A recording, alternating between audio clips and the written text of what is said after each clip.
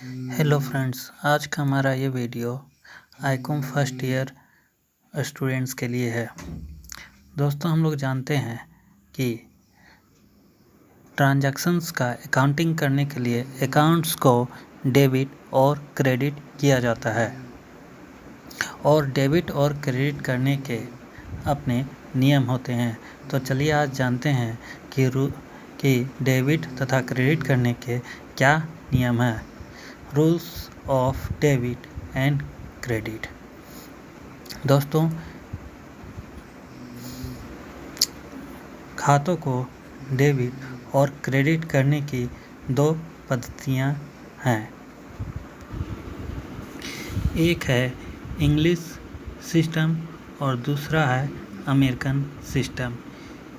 English system यानी कि अंग्रेजी पद्धति तथा अमेरिकन सिस्टम यानी कि अमेरिकन पद्धति। तो खातों को डेबिट और क्रेडिट करने के ये दो नियम होते हैं, दो पद्धतियां हैं।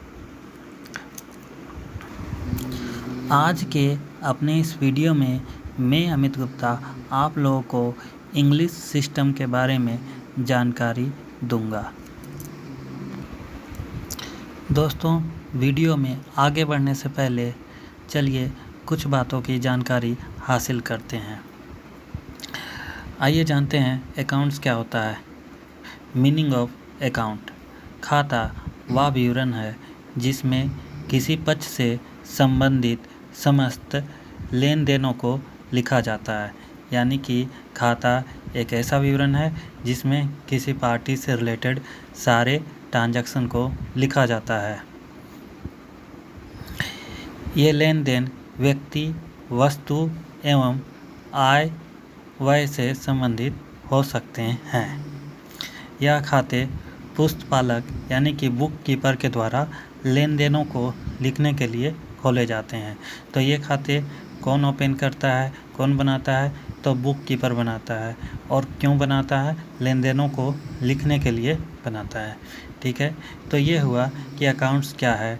तो अकाउंट्स में लेन देनों की जानकारी होती है। ठीक है, अब आइए जानते हैं कि अकाउंट्स के कितने प्रकार होते हैं। तो दोस्तों, अकाउंट्स के मुख्यतः दो प्रकार होते हैं। पर्सनल अकाउंट और यानी कि व्यक्तिगत खाता और इम्पर्सनल अकाउंट यानी कि अव्यक्तिगत खाता। इम्पर्सनल अकाउंट को पुनः दो भागों में बांटा गया है। रियल अकाउंट यानी कि वास्तविक खाता और नॉमिनल अकाउंट यानी कि अवास्तविक खाता।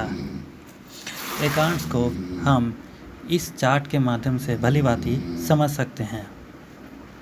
आप देख सकते हैं अकाउंट्स दो तरह के हैं, पर्सनल अकाउंट और इम्पर्सनल अकाउंट। इम्पर्सनल अकाउंट को पुनः दो भागों में बांटा गया है, रियल अकाउंट और नॉमिनल अकाउंट। दोस्तों, रियल अकाउंट के अंतर्गत टेंजिबल और इनटेंजिबल असेट्स आते हैं। नॉमिनल अकाउंट के अंतर्गत सारे एक्सपेंसेस और लॉसेस आते हैं, इनकम और गेंस आते हैं। वहीं व्यक्तिगत खाता यानी कि पर्सनल अकाउंट के अंतर्गत डेटर्स यानी कि देनदार और क्रेडिटर्स यानी कि लेनदार आते हैं।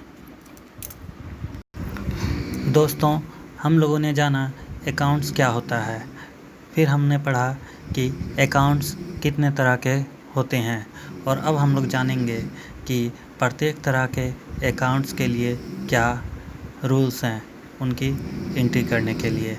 तो जब व्यक्तिगत खाता से रिलेटेड ट्रांजैक्शन होते हैं तो पाने वाले को डेबिट किया जाता है यानी कि डेबिट द रिसीवर और क्रेडिट द गिवर यानी कि देने वाले को क्रेडिट किया जाता है। यह नियम पर्सनल अकाउंट्स के लिए होता है। यानी कि जो व्यक्ति कुछ प्राप्त कर रहा है उसे हम डेबिट करेंगे और जो व्यक्ति दे रहा है उसे हम क्रेडिट करते हैं। आइए जानते हैं अब रियल अकाउंट्स के क्या नियम हैं। दोस्तों, रियल अकाउंट्स के नियम इस प्रकार हैं। डेबिट व्हाट कम्स इन, यानी कि आने वाली वस्तु या संपत्ति को डेबिट, और क्रेडिट व्हाट गोज आउट, यानी कि जाने वाली वस्तु या संपत्ति को क्रेडिट, यानी कि यदि कोई संपत्ति आ रही है,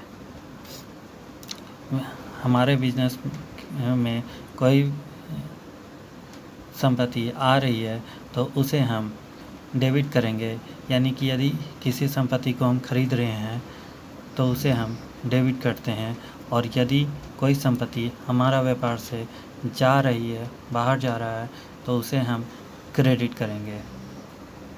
दोस्तों, ये हुआ रियल अकाउंट के नियम, और आइए अब हम आगे बढ़ते हैं और जानते हैं नॉमिनल अकाउंट्स के क्या नियम हैं। Debit all expenses and losses, समस्त व्ययों व हानियों को डेबिट, यानी कि जितने भी लॉसेस होंगे, जितने भी एक्सपेंस होते हैं, उन्हें डेबिट किया जाता है।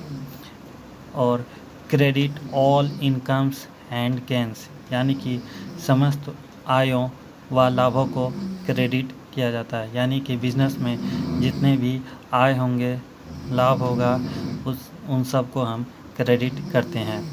दोस्तों, तो ये हमारा था इंग्लिश सिस्टम के अनुसार खातों को डेबिट और क्रेडिट करने के नियम। आई होप आप लोग को वीडियो अच्छा लगा होगा। Thanks for watching my video.